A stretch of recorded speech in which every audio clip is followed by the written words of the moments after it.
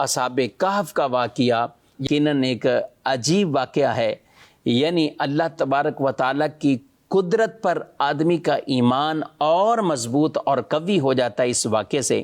رب تعالیٰ فرماتا ہے ام حسبت ان اصحاب الکہف والرقیم کانوا من آیاتنا عجبا، اور کیا تمہیں معلوم ہوا کہ پہاڑی غار اور جنگل کے کنارے والے وہ ہماری نشانیوں میں سے ایک عجیب نشانی ہے۔ معاملہ یہ ہوا کہ ایک ظالم بادشاہ تھا۔ بعض مفسرین نے بیان کیا حضرت عیسیٰ علیہ السلام کے آسمانوں پر اٹھائے جانے کے بعد یہ واقعہ ہوا، اور بعد نے کہا پہلے۔ زیادہ ظاہر قول یہی ہے کہ یہ پہلے کا واقعہ، تبھی یہود کی کتابوں میں بھی یہ واقعہ تھا۔ تو یہ ایک ظالم بادشاہ تھا۔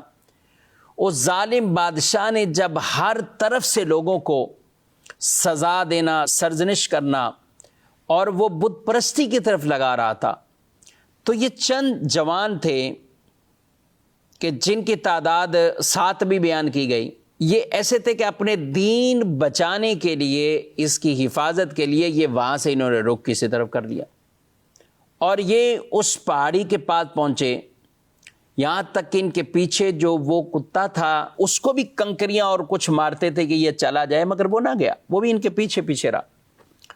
اور تفسیر میں یہ بھی بیان کیا گیا کہ اس کو بھی بولنے کی طاقت ملی، اور اس نے کہا کہ میں آواز نہیں نکالوں گا، فطرت میں ہے بھونکنا لیکن نہیں بھونکوں گا، ادب کروں گا تمہارا۔ تو انہوں نے اس کو اپنا ساتھی بنا لیا اور وہ ساتھ ہوا۔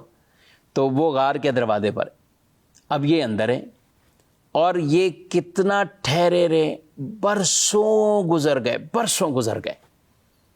پھر جب یہ گئے تھے تو وہ طلوع آفتاب کے بعد، یعنی سورج نکلا تھا تو یہ غار میں گئے، اللہ نے ایسی نیند سلا دیا ان کو۔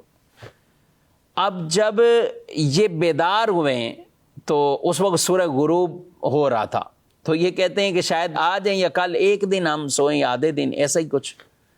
تو اب انہوں نے کہا کہ کوئی تو جائے بازار سے کوئی کھانے پینے کی چیز لے کر آ جائے۔ ان کے پاس سکے تھے اس زمانے کے بادشاہ کے، تو وہ دکیانوسی سکے نکالے، تو کہا کہ یہ سامان کچھ خرید کر لائے، لیکن یہ نہیں جانتے تھے صدیاں گزر چکی ہیں، کیونکہ ان کو وہاں سوئے ہوئے تقریباً 300 سال گزر گئے۔ اسی حالت میں آپ برادرین کا غور کریں۔ اب جب یہ سکے لے کر وہاں پہنچے تو وہ سکے تو اس زمانے کے تھے، اب وہ کسی نے دیکھے ہوئے، یہ تو وہ پہلے کے کوئی ظالم بادشاہ تھا، یہ اس زمانے کے سکے۔ اور اب جو بادشاہ تھا اس زمانے میں، یعنی 300 سال کے بعد جو ہوا تھا، تو وہ بڑا ایک نیک بادشاہ تھا۔ تو لوگوں نے خبر وہاں تک پہنچا دی۔ اب بادشاہ نے پوچھا تو بتایا کہ ہم تو وہاں گئے تھے اور سو گئے تھے۔ تو یوں ایک جماعت ان کے ساتھ اس غار کی طرف آئی، اور جب ایک نے سنا کہ لوگ آ رہے ہیں ہماری طرف تو وہ بھی پریشان، انہوں نے دوسروں کو بتایا، یہ سارے اللہ کی عبادت میں مصروف ہو گئے، یہ سمجھ رہے تھے کہ وہی ظالم بادشاہ آ رہا ہے۔ لیکن بہرحال یہ جب قریب پہنچے ہیں تو رب تبارک و تعالیٰ نے یہ ایک اپنی قدرت کا نظارہ بھی انہیں کروانا تھا، لوگوں کو بھی دکھانا تھا کہ مرنے کے بعد اللہ کیسے اٹھائے گا۔ 300 سال تک یہ یہاں رہے اور پھر اللہ نے انہیں اٹھا لیا۔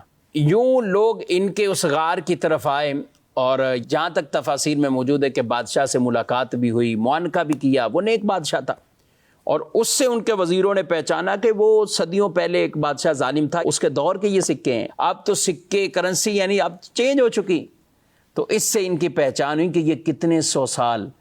تو پھر جب یہ سارے یہاں پر آئے اور بادشاہ سے انہوں نے ملاقات بھی کی، معانقہ بھی کیا، اور کچھ دعائیں دیں، اور پھر دوبارہ اپنے غار کی طرف متوجہ ہوئے اور وہیں اپنے بستروں کی طرف گئے، تو اللہ پاک نے انہیں اسی طرح موت عطا کی ہے، وصال ہو گیا ان کا۔ تو یہ ایک نشانی کو سب پر ظاہر بھی کر دیا گیا۔ 300 سال تک سوئے ہیں، ان کو ایسا لگا جیسے ایک دن ہے یا آدھا دن ہوا ہے، لیکن 300 سال ان کے بہرحال گزر گئے تھے۔ یہ اللہ پاک قادر مطلق ہے، سبحان اللہ۔